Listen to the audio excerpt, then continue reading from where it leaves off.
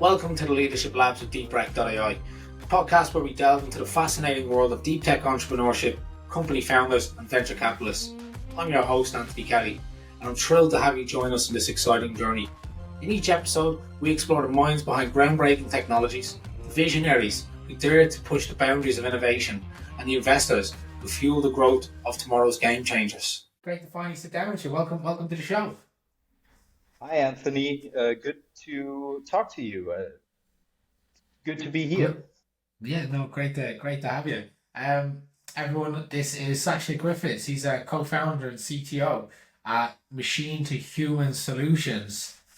We're here to talk about a little bit about Sascha's experience, where he gets his inspiration from, what it's like founding his startup, and guess what he's been learning on the way. But look, before we get to that, why don't you just tell us about Machine2Human Solutions? No, so actually, before we talk about Machine2Human Solutions, tell us a little bit about you, your background, what led you on the road of being an entrepreneur. Yeah, it's sort of like I stumbled into that last week. I gave a brief talk at a, you know, launch event for a edtech startup, and I said that like we had a yearbook in my school, and I said I'm probably going to study and aim at becoming a teacher, and then I'll do something completely different, and that's exactly what I did. Um, so Accurate. nice when a plan works out. You know what? It's I quite embarrassing, but in my leaving school book, I got I got called the most likely to own a chicken farm. oh That wasn't a compliment. Just because I used to be a bit of a clown in school. But look, I'm older now. I'm different. Didn't work out how my yearbook planned. I heard ostrich farms are very lucrative actually, but you know, Big eggs. yeah. Um, so originally I was, like I, my mom still tells the story that when I was younger, she thought I'd be a anthropology professor one day, and that's sort of the original direction I took. I was one of those people who really, my inspiration as a kid were always like the scientists in comic books, like an obvious one, Iron Man. And, AI wise, my favorite movie was Short Circuit with the robot that becomes sentient by being hit by lightning.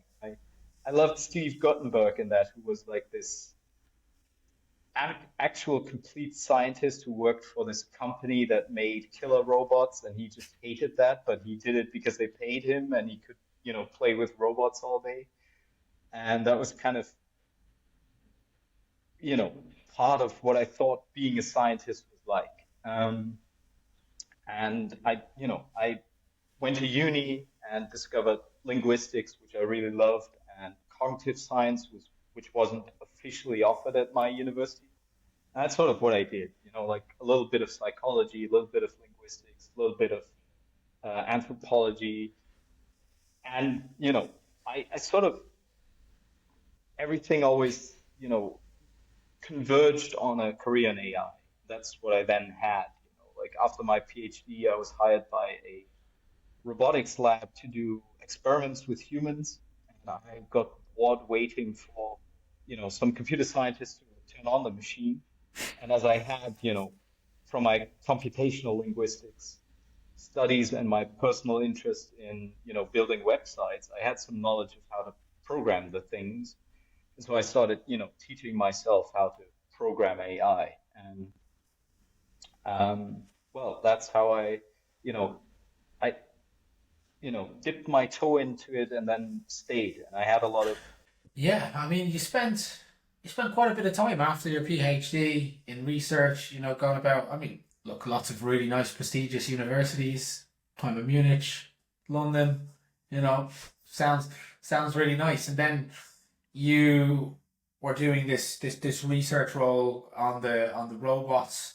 Um, where or what changed to decide I'm going to go and build a business, machine to human solutions, right? It's you were on a very steady research track. Almost too easy for you to stay on that career path. Yes, I mean, I was actually one of those people who were like, I'm doing science for humanity's sake or research for, a better future and to understand the world. But I had all these people around me for quite some time. Like, I often mention Rich Walker from Shadow Robotics, which is a company that makes robot hands. And they're mainly known because OpenAI, for, the company that makes GPT-3 and 4, um, they were doing, oh, by the way, I have a hand behind me. They were doing demos where a robot hand was solving a Rubik's Cube, and that was a shadow hand. And Rich Walker and I, were talking in a pub in London, and I was, actually doing that spiel about, no, I'm doing science for the, um, The greater for the, good. because I love it, and because I love it, and I think it's better for humanity that we know about, how the world works. And, a colleague of mine went, just shut up for a second. I think he wants to convince you to like start something different. And that was when I first seriously thought about it. I also had like the founder of Amazon Robotics, Rafti Andrea, which was originally Kiva Robotics.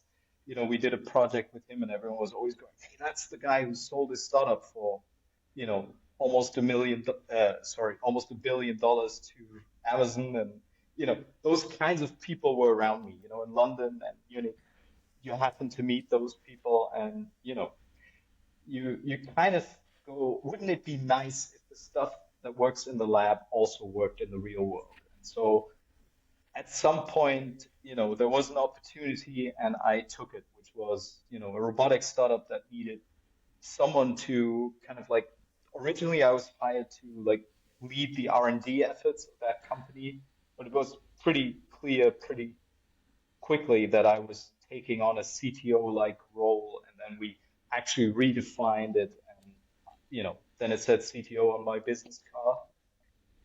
Well, and that's where I stayed. While I didn't stay with that startup forever, I tried two more like startups which weren't quite a right fit, and then my current startup sort of came about as an idea, and now it's been going for a year, and it's been so far the most steady journey, I would say. Nice, nice. Well, let's even go a step back, right? I know you've given us a lot of the pre-story to it, and I really love of this starting in a pub as well. When did you decide what machine to human solutions were going to do? Like, what was the inspiration? Appreciate you mentioned there was two other ones on the way, so you probably learned along the way from two not so successful ventures to coming in here, and then also tell us what machine to human solutions do. Yeah, so story was sort of, and it kind of connects to what we're doing. Machine to Human Solutions started when my co-founder and I were actually contacted by a VC, basically, startup builder who was working with a lot of companies that make machines, production machines, turning and milling machines, that kind of stuff. And so the real story was they were looking at like customer service and chatbots for customer service. And so they were looking for people who could kind of help them get a better picture of what the scene there is in technology and in the field. And well, they approached me regarding chatbots, conversational AI, voice AI, which was a hot topic for them at the time. And they knew that I had a good track record in research in that area. And I said, oh, chatbots for customer service are awful, especially the text-based version. I really don't like that, which wasn't what they, wanted to hear, but they wanted to hear what I had to say next. And they had this other guy that they were talking to was, I always call him a bit of wunderkind because at 26 he was general manager of a company making molds. And, I thought that was quite impressive. And we talked and he was like, well, I don't want a chatbot. Like he was the typical customer of one of these companies that would, you know, they were buying machinery for 500,000 every year, and then, they would have problems with the machine and it would take them weeks to repair them, basically. I mean, this is a little bit exaggerated. And he said, I've spoken to so many people who, like they can count, how many parts they don't get made in that time, whether waiting just for a technician or waiting for someone to tell them what's wrong with the machine or something. And he said that would be awful having, chatbots, like it just get more frustrated with, that machine not being able to help you. And we said, what if we rethink the problem as using AI tools to improve customer service, improve the experience, make the job easier, and then ultimately also like increase, that's like, my future plan, improve the productivity and the, general job satisfaction of the people providing customer service. And that's what we did. So our product at the moment is sort of like, you know, in many ways a downscaled version of that. It's just voice AI for the people who, the customer service employee. They concentrate on the call and don't have to type while they're doing it. We're, you know, transcribing the call and then automatically generating the ticket using, large language models. And that's what we're doing at the moment, and we're trying to expand that to an entire co-pilot for customer service. Great, great. So yeah, so let's talk about it. It's you're over a year in now. It's never plain sailing. What was let's start off at first. What was the experience like going through the VC venture builder? That was actually quite good. So, we had people behind us from day one who said, you know what, you've been giving us good advice and you've got this idea, so why don't we do this together?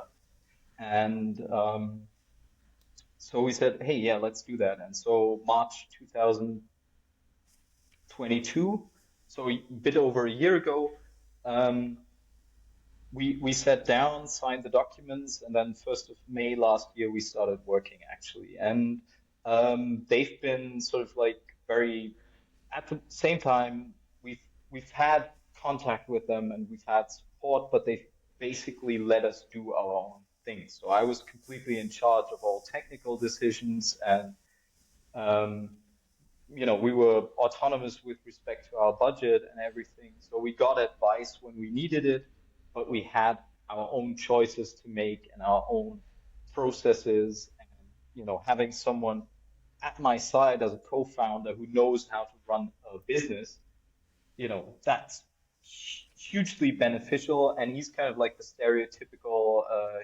young founder who's got ideas to change the world, and at the same time he's the guy who wants like to run a profitable business. And I'm the kind of guy who wants to build innovative technology that changes the world, the thing I've said earlier about having an impact in some way.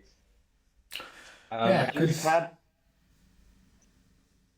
sorry, I was just going to say because it is something that I would say, and again, not no offense when it comes to it, but it's there's a bit of a knowledge gap. You've not only just gone from like a research background to industry, you've gone in from research into business founder, right? So there's a lot of new moving parts to your day-to-day role to understand.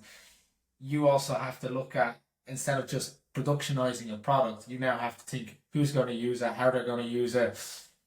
Because we're building the tech, you want to understand what do they want, and then even when they try it, they might say, we don't want this, we don't want this, we don't want this, right? And it changes very fast. exactly, and we are, like this is actually the huge advantage that we've now turned this to our product design philosophy, that we're looking at what people are, offering to the potential customers we have, and what we what we think they're not using. Like, our system is basically a hands-free interface to your CRM system.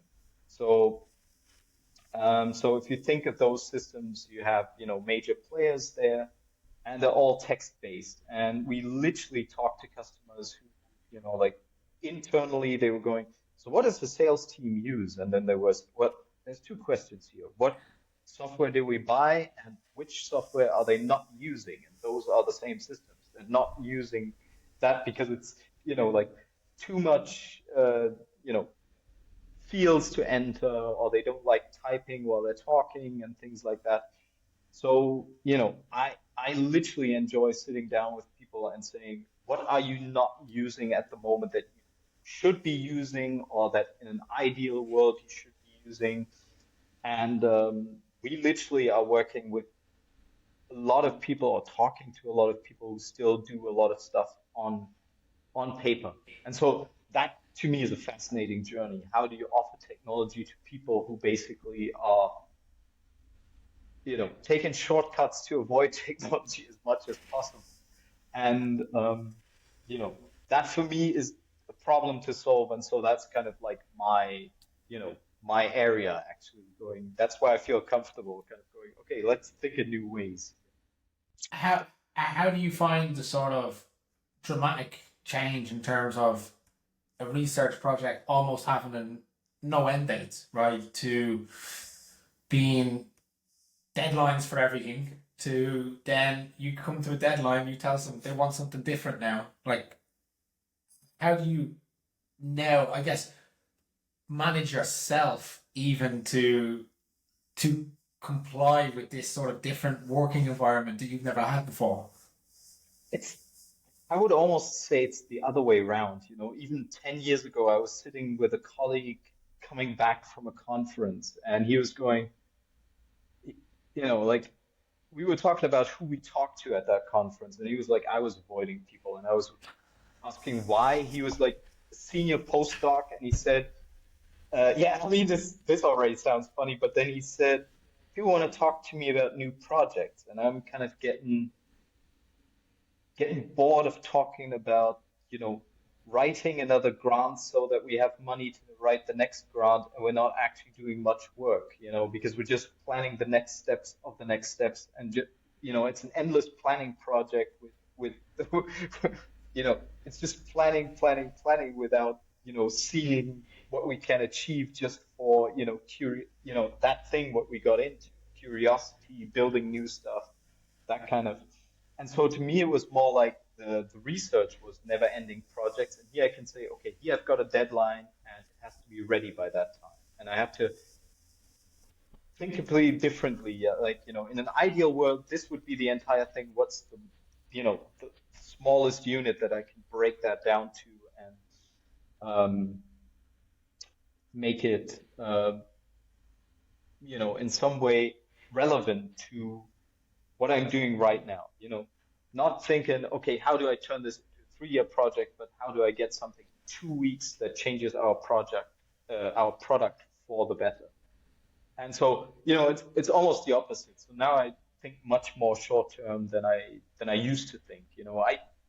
I especially had that situation where every job was just a 2-year contract maximum, maybe 3 years, and you would think of that as, smallish horizons, but I'm actually going right now, I'm thinking sprint to sprint. And if someone asks me, what's the big technological roadmap? I go, wait, right now I'm thinking about the next feature for my product, which might just be changing the color of the buttons.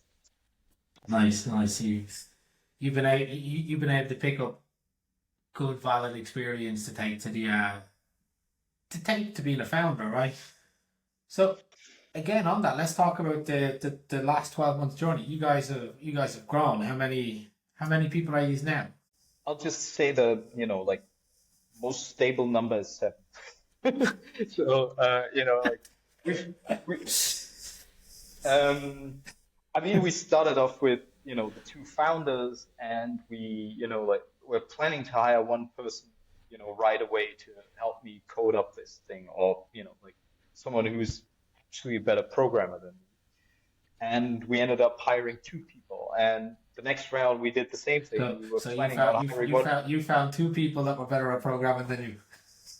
And I guess I could find many people who are better programmers than me, but that's also respect to the people I used to work with. I often see it that way that a lot of the people that I used to work with were really good programmers.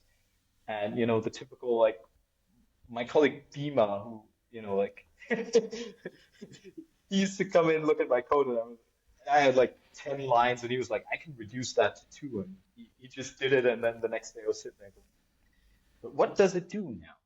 I know what it did when it had 10 lines, but I have no clue how these two lines work. But yeah, I had a lot of good people around me, and now I have, we had two people right off the, like right from the beginning, and then, next time in autumn last year we wanted to hire one more person, and we ended up with two more again, and we really focused on the technical team, so software developers, data scientists, people like that. Actually, even, like I would love to have like this huge AI team that does, you know, crazy stuff like, world-changing technologies like OpenAI, but like the stuff, we were looking for was pretty mundane, software developer, uh, full stack developer, and I had to look up full stack developer first time. That's changed from, like That's academia to this kind of thing. What's a that's full that's stack that, developer? that's what I was going to ask. Right, again. So your role has already changed from month one immediately. Now month two, it's changed again, and I know it's been changing ever since. So now you've gone on to hiring, growing teams, performance management. Like where did all that start for you? Like, have you ever hired someone before that, let's say, wasn't a postdoc? Was this a first time? No, I did that at Newsware, the company that um, the startup where I was CTO for 2.5 years, and Yeah. we didn't hire that many people because like there was, to be honest, Brexit and COVID changed a lot about Autilio or Newsware. We went by two different names. One was, and that's part of the story. Autelio was in the UK, and it then moved to the Netherlands during the COVID period, basically to survive. And one of the steps in its survival was me leaving. But like the last thing I did was help the director hire another person to continue the development work. We had, some money to hire one more person, and with me leaving, and but we interviewed people, and so I did, went through hiring processes, but I usually actually build on my academic experience because I was manager of a master's program at University of Hamburg, which was my last academic job, and it was a little crazy because we always had this application period where we would get 300 to 400 applications, and we had a crazy small amount of time, which was like 6 weeks or 2 months. But It I had turns to out read, like what five people are actually even willing to come to the city out of 400. yeah, and we had, people from all over the globe, and they were sending in CVs, so I had to read 400 CVs in 2 months. They had Yeah, motivation letters, and I had to establish criteria of how I judge these people. Not judge in the hey, I don't, like you're that kind of person, but rate how good they would fit the program, and it was very reliable. We found out, with my predecessor was still there. He had just switched roles, and so together we had, managed this program for 7, 8 years in the end. And it turns out that the procedures we had established were very valid. Like we had this, there were a few people who got into the program, bypassed the application program without saying too much of it. And, I literally once had a guy going, the others somehow know stuff I don't know. And I was like, yeah, I know from your CV. Not really. I mean, this all sounds harsh, but those people didn't know that they had bypassed the program, the application program. And I'm still using very much the same metrics. Like when I see a CV, I still know that person knows what they're claiming to know. And Yeah. if I read a motivation letter, I know which things I apply to know if that person is just looking for a job or actually wants to work with or for me, that kind of thing. Good. So again, on the topic of growing, and I guess again, not to be offensive, but you've had this background, you've hired once with your previous company, but now you feel like, right, I need help. How do you decide where you need help? Like there's, as you said, there's software engineering, there's DevOps, there's ML ops, AI, data scientists, machine learning, support engineers, infrastructure engineers. There's countless software engineering roles out there between AI, data, and software. How do you and Julian look at what you have done versus, let's say, your 6, 12 month roadmap and say, this, if we get help here, we can actually accomplish X, Y.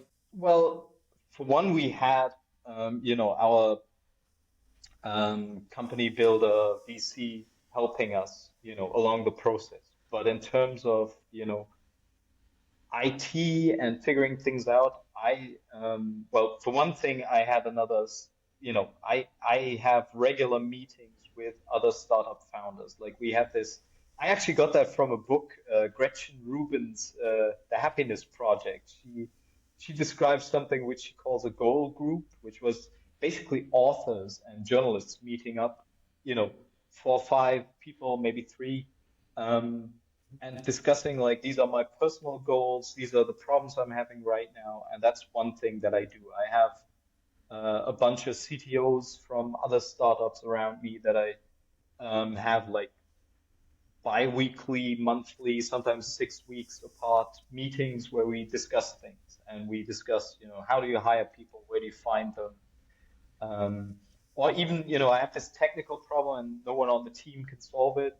Like that was literally a practical learning. We discovered at some point that we have no clue about modern anything. The modern software development life cycle. It used to be one engineer. Now you've got back end, front end, full stack, infrastructure, DevOps, and that's very basic. That's without going into data. Yeah, I mean, an acquaintance or friend of mine, Stephen Williams, he used to work for AOL. Like he's on the Wikipedia page of AIM because they wanted to hire an entire team, and like, the guy in charge of tech at AOL back then said Stephen can do this on his own, and they were like, what? And he actually delivered AIM in time. So the AOL Instant Messenger from way back in the 90s, a single guy built that thing. And I'm not sure that is completely possible these days anymore. Actually, for an Indian industry journal, Stephen and I once wrote, a short article together about skills that people need these days, in that changing landscape. But yeah, we had no clue about front end development basically with machine to human solutions at one point. And then I just said, well, my friend Selva, who's CTO of another startup, he knows that stuff. Let's get him on a call. And like for a couple of weeks, we had, in intervals where we said, okay, we're stuck. We need to call Selva, and he's going to walk them through, the process, my developers. And As I was going to um, say, is this where you found the full stack? we, yeah, we were like, we're not going to find a guy who's going to start today. So until we do, we did two things. So one was one of my developers, Priya. She was, um, given the job to, like, you hire someone for machine learning and data science, and then go, can you build a front end using a no code platform? And we were like, that's what you're going to do, whatever, like, you're not doing any machine learning or anything for the next X weeks. You're doing no code. And then we built, like, but this is very much, as I said earlier, like this, lean, going from MVP to MVP. Um, approach we had. We said build the thing, and then once the full stack guy arrives, he's going to fix it, and he's going to build a proper one, in React and things, whatever front end guys. He's got to come in and react to what you've built. Exactly. But yeah, so we had this, we could show it to him, and we also were already able to show it to potential customers. And then when he came in, he built a new, better version of it where we had full control. But that was Yeah, I how he went mean, about it. front end. I don't deal much with front end, but it has become a bit of a minefield from like my experience since started dealing with tech like 7 years ago. 7 years ago, it was just JavaScript. Then Angular came in. Now it's like Vue, Node, React. I'm pretty sure I'm probably missing about seven more, but it's exploded. Exactly, and that's such a difference to, like I'm over 40, so I remember like, programming in BASIC, you know, controlling almost every pixel. I remember in the early 2000s when I was a student, I was, like I had web developers looking at my private website, which I only had because it was like you know, a prestige thing, but also like where I could play around with, well, it was HTML, but I also play a little bit with JavaScript. You had your HTML, but you had, a few lines of JavaScript that just did something on their own. Today you would be calling an API and, literally last year I said, well, if no one can do it, I can look into, well, it was React, but the first thing I had to decide was which of these, do I use Angular? Do I use and I just went, I don't know what's going on here. There's so many things to choose from. And I thought actually the point of these was to, make things less complicated, but it's actually more complicated now to figure out what am I actually going to use. But, I started, you know, when our guy arrived, the full stack developer on Bio, I literally went, can you do React? Because that's what I spent like 3 weeks, and he was like, yeah, that was my recommendation anyway. And I was, oh, good. I thought I'd have to, you know, figure out how to learn one Learn more something thing. new. Yeah. um, I mean, it's very good stuff to reflect back on. The experience and the journey. Is there anything else, I guess, that we probably haven't talked about? Like, what has surprised you? I don't mean surprised you in terms of how difficult things were, in terms of how there's skills that you can't even prepare to have to come into the startup world. At the moment, these skills that I'm,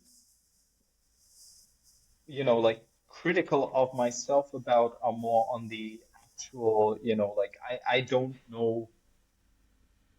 Let's say if someone says words like Scrum Master or product owner, I'm kind of going, I should look that up at some point. I throw those words around, like Nabil, you're product owner now. What the hell does that mean? And I have guys, someone recently said something, yeah, I always say API first is the way to develop things. And I'm like, "Eh, okay, yeah. That's what You I can say now too. okay. What about tech aside? What if we talk about like leadership, strategy? I mean, even the stuff that comes down to what about spending the money, right? It's obviously it's now your money. It's in your business's bank account. How does all this feel? Exactly. What's what's That- what's been hard to learn? Let's say skill wise in these areas. I'm very fortunate that my co-founder is exactly that guy. I don't want to call him a P counter or something, but he's which might be a German expression. P counter. I'm not even sure if that's said in English. He's Person that counts the peas across the table. yeah, but you have, like we have a new colleague. I'm not quite sure if I'm, you know, allowed to talk about it yet. Although the ink has dried on the contracts, yesterday he signed it.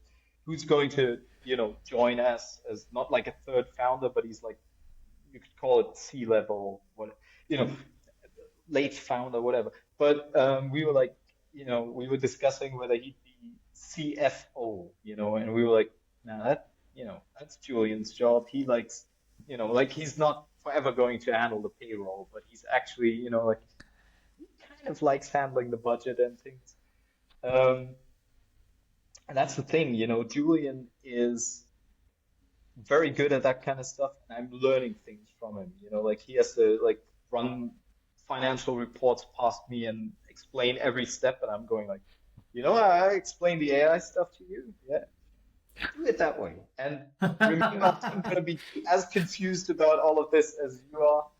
Like I'm the typical guy, can't handle his, like uh, any tax form without the help of an accountant. And Julian just has the accountant do things because because it takes time off his hands, but he could do it Yeah. himself. And so I've got very good advice, but we're both, you know, I'm actually in the more comfortable position because when we worry about, are we still going to be able to pay salary, you know, in two You don't months, worry three about months, that. I don't have to worry about it. But literally, like, he's the one who, like, recently he woke up in the middle of the night and checked the spreadsheet because we had talked to an investor and he was like, "So you're running out of money in March?" And he was like, "No, no, where did you get that information?" Sasha told me, and I was like, "Yeah, don't listen." But It's kind say that. I was it's, like, "Yeah, no it's problem." kind of like my relationship with my girlfriend. She manages the finances. I know what it gets spent on, but am I really that sure of where the money's going? Probably not. As well as I know is there's a lot of online deliveries coming. It's kind of like that here, but no, like it's in good hands with Julian, and we actually talk about these things very well. But that's the thing, Julian has got business skills that I don't, have, and I'm actually quite, like I'm the kind of guy who will pick up a book on like startup finance or how to handle money. I know I own a book called How to Be a Capitalist Without Capital, but I literally went like, why am I learning that kind of stuff when I've got a guy who can handle that and who I trust, you know?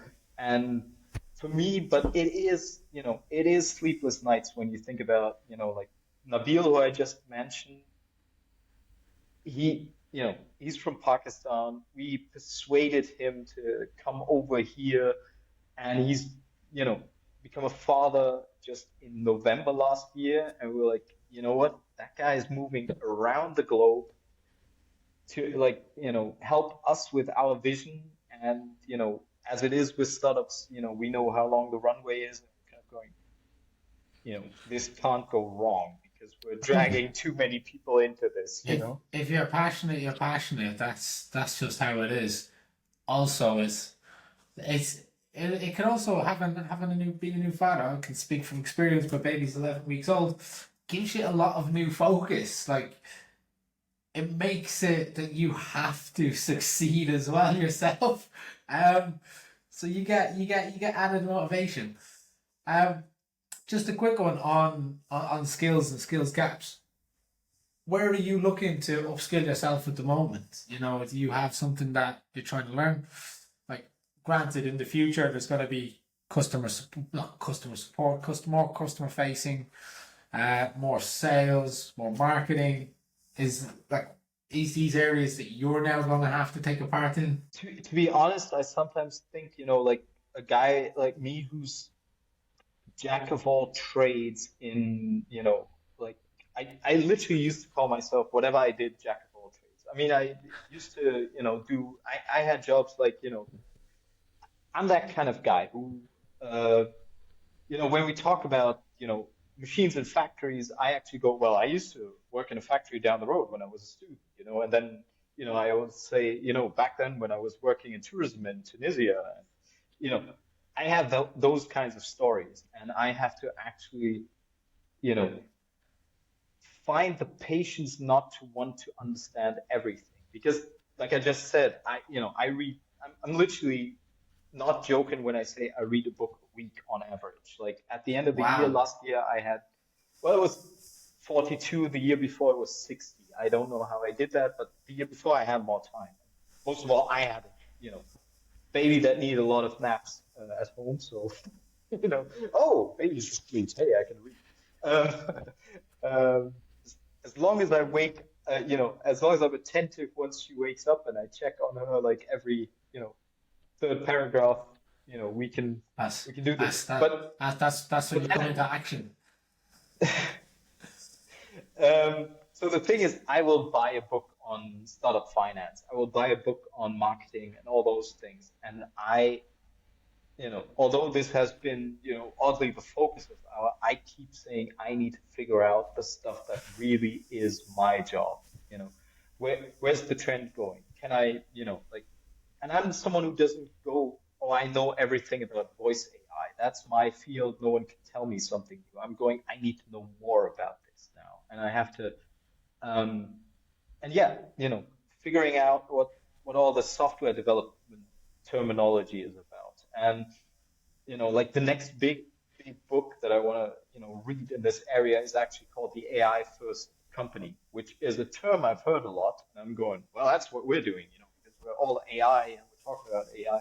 But I want to understand what that means and how, you know, as far as I understand it, the book's also about, leadership for AI and getting, KPIs for AI and, letting AI get into other areas of the company, not just, your product might be AI, but you can also use AI for other things in the company and building, AI into the fabric of that. And how do you construct an agile team around AI? Things related to that. Like yesterday, just I read an article about the difference between DeepMind and OpenAI. They were focusing on Mira Murati, the CTO of OpenAI, and she said, okay, we've got, that's quite a different vibe that they have towards the companies that hire a lot of PhD level people um, who do research and then they figure out later how to get that into, like production level code. OpenAI, according to that, you know, article is, from the start, they have lots of people around there who've done research on machine learning, but they're now talking about how does this aid our product, or how do we develop new ideas based on what kind of product we have, and so on. So that's kind of where I really, see my future of skills, figuring out what is a CTO? What is a good CTO? How can I even be better as a CTO specifically? You know, That's I good. don't want to be CEO or COO or someone recently called me Chief Happiness Officer. Oh, I don't want to be that that, either. that, You that know, kind I that, really that want kind to of be, downplays all the good work you do, right? and actually not, because, you mentioned leadership and I didn't say much about that topic. I think, naturally I'm good at that. I have, you know, in many ways often, even at uni, been, you know, working on being good at that. I used to be a sports coach, so I'm building on those things. I, you know, was a member of a lot of dysfunctional teams, which is why I always looked at like, how do you keep Hey, people happy when the ship is sinking? Um, even the mighty Ducks won a trophy. But yeah. I want to get into the quick fire questions section. Um, Okay. Starting off, if you were to make a recommendation to other leaders, a book, podcast, or content, what's good? At the moment, I tell it's a film that I've been recommending to a lot of people, which is Burnt with Bradley Cooper. That kind of gets the spirit. I mean, you've just mentioned the Mighty Ducks, not really that, but Burnt by with Bradley Cooper, that's really good. And the other thing I recommend is Ted Lasso, the TV show. I'm I think watching Ted Lasso. It's quite funny, it's literally how I view myself at the moment. but he's building teams. I get it. It's I watched it. I wanted to watch it because I wanted a comedy. It's got such good ratings on IMDb. I'm like, it's got to be good. But I can see what you mean.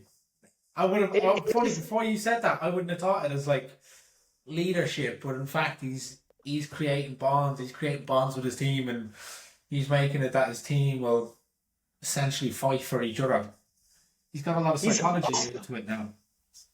There's a lot about, like we've been talking about, me being a researcher and, having built AI that wasn't product ready.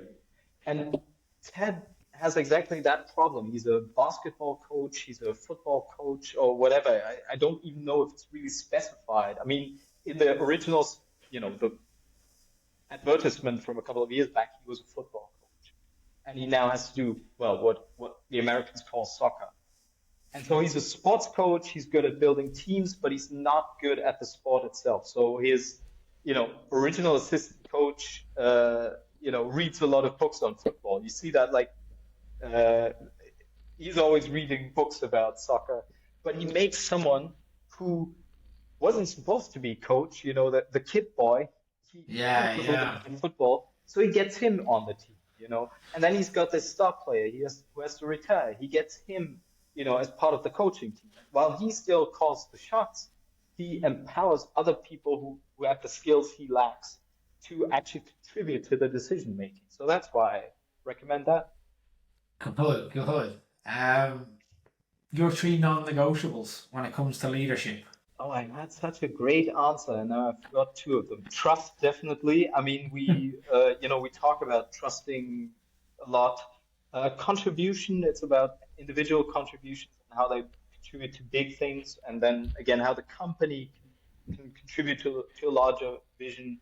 So contribution is pretty important, and I'm just, authenticity is pretty important to me. I like that one. Authenticity is something that's super important to me. Real me, you get the real you, and you get the real me. Unfortunately, that comes no frills attached.